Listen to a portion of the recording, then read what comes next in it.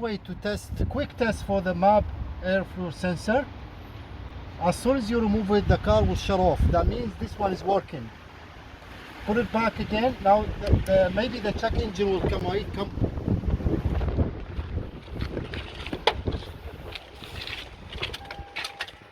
Let's see, because we removed it, so see, check engine comes out, so we can reset this later.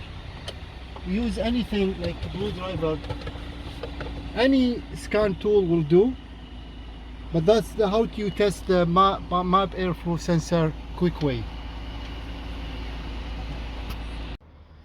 After the check engine came on, because we disconnected the MAP airflow sensor, now we connected the blue driver over there, and then we do scan and will tell us what's happening.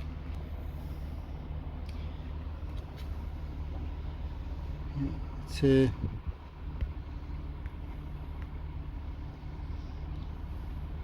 5 codes. See, mass airflow sensor, because we disconnecting it. Intake, mass airflow sensor, and this the last one is the current history of the engine control.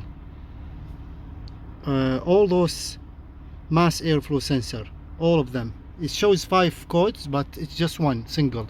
Let's clear everything. Clear. Yes.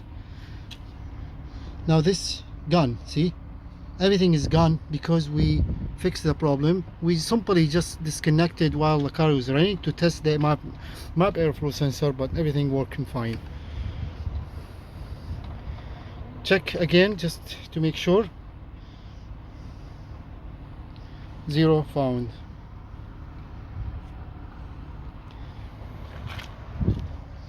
Excellent. This is for the tire pressure sensor. Right, PSI pressure, this will disappear.